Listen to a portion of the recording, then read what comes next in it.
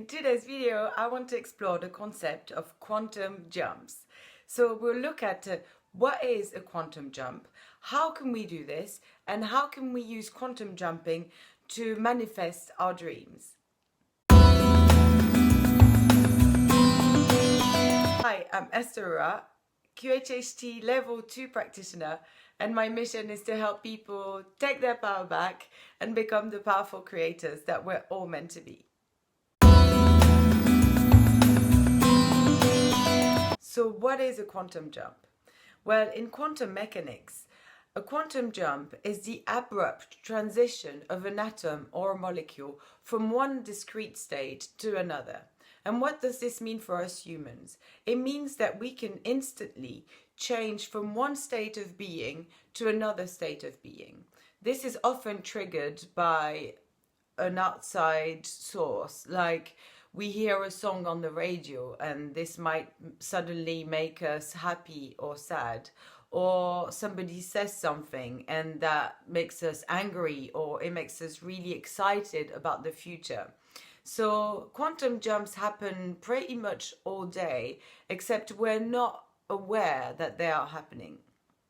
And as a society, we also quantum jump collectively. For example, on Fridays, we all love Fridays, right? Because it's the end of the working week and we know that the weekend is coming and we get excited. So on Fridays, people are happier, and we could say that on Fridays, we collectively jump to a better day. So what's really interesting is that we can also quantum jump from a very conscious point of view. So let's see how we can do this. So the question is, how can we quantum jump in a conscious way? How can we use this to our advantage? Well, Abraham Hicks gives us a sort of formula that we can use. First, we have to get into the flow. Secondly, we have to get into a receiving mode. And for example, in a quantum healing session I had with my client was meeting her spirit guide, and her guide gave her a box, a gift. And inside this box, there was a beating heart, a heart that was alive and beating. And we didn't really understand the message at first, so we asked, what does this mean? And the idea was that life has its own natural rhythm. And if you can get into the flow of life, then magic can happen. That was beautiful. And in the same way, shamans talk about dreaming your reality into being. And what they mean by that is imagining and living that reality to create that potential in the future. In shamanism, they use shamanic drumming, which is a very quick drumming, a very quick beat that replicates the beating of a baby's heart, of a pure heart. The natural rhythm of life, if you want. And this beating, this drumming, if we listen to it for long enough, it gets us into a trance state.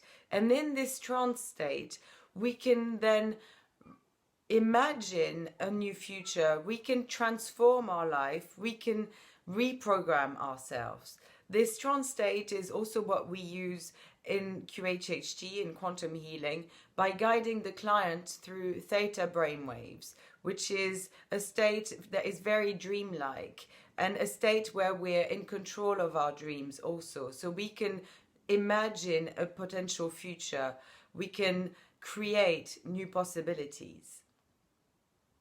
And the best time to do this is actually either in the morning when we wake up or at night when we go to sleep, because we are again in theta brainwaves, in that dreamlike state. And so it's very good to use this time to manifest what we want in life. So to get into this flow, to get into what Abraham Hicks calls the vortex, we can do that through different methods.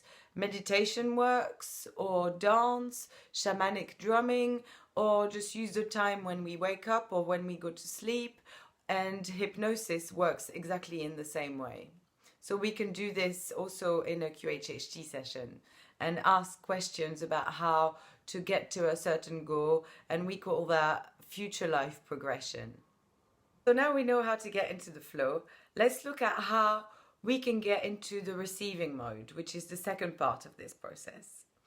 So Abraham Hicks talks about the fact that to get in the receiving mode, we have to allow ourselves to receive what we've been asking for. We have to give ourselves the permission, and we have to accept the delicious unfolding of this event. So in a way, we have to be open to this thing that we want, or this event happening in our life, and we have to anticipate the gratitude. We have to anticipate this feeling that this has already happened. For this, you can ask yourself, what would it feel like to have this thing? What would it feel like to be this person that I want to be? And we can try and see it in as many details as we can to help us really get into the vibration of what we want, or of what we want to be, who we want to be. We really have to feel the gratitude for this potential, this thing that we want, as it has already happened, as it had already occurred in our life. So we have to kind of pretend to ourselves first that it's already happened, and really hang on to that feeling of gratitude. Abraham Hicks says that the more we can feel this gratitude, and the longer we can feel it, and the more often we can feel it in our lives, then we are putting ourselves more and more into that receiving mode, and we're allowing that possibility, that potential to unfold.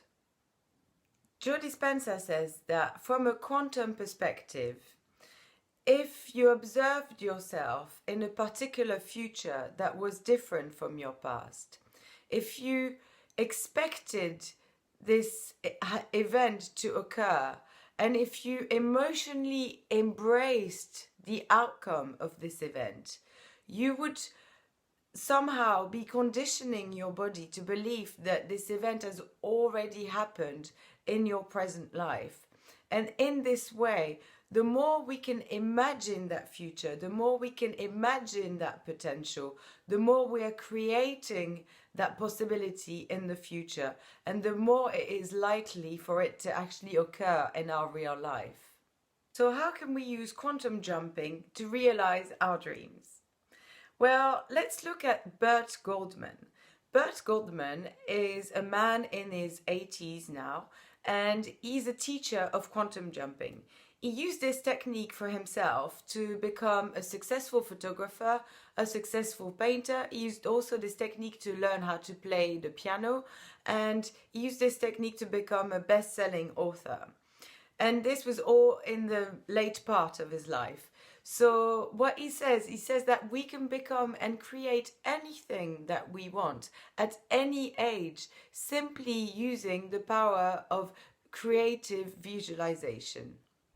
So if you can imagine your genius self or your successful self, then you can go and meet this person with that technique, and you can have a full-on conversation with that person and find out all the details of what you need to do to become this successful self that you want to be. He says, the impossible dream has already been achieved. Just ask your doppelgänger. So the idea is to go and meet that successful self and ask all the questions that are relevant to how you can become that person and how you can become a match to that vibration. So you can ask, first of all, what is blocking you from becoming that person right now? Is there anything that you can change in your life, or any steps that you can take to become that person? And you can ask, what are the skills required to become that person? What do you need to learn? How do you need to be? Who do you need to meet?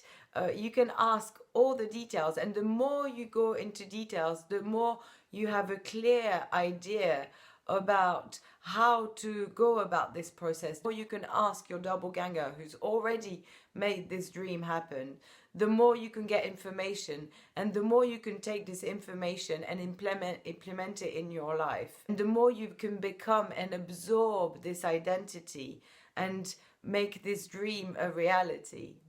Because we know that our inner beliefs are what shape our reality.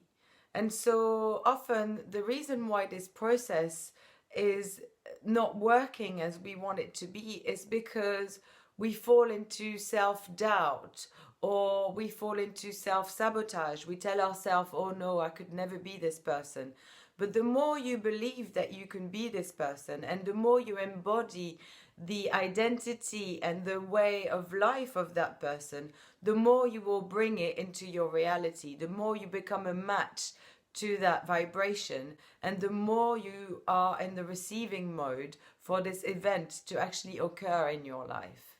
So you have to feel this as often as you can, and you have to really get into this vibration for as long as you can each time, so to really make this possibility in the future, to really create this potential and to then become it. You have to talk in that direction, and you have to walk that talk as well. You have to act in that direction as if this has already happened to you, and as if it's something that is inevitably going to unfold. You have to expect this event to unfold and really embrace the outcome, really embrace this feeling of gratitude that it has already happened.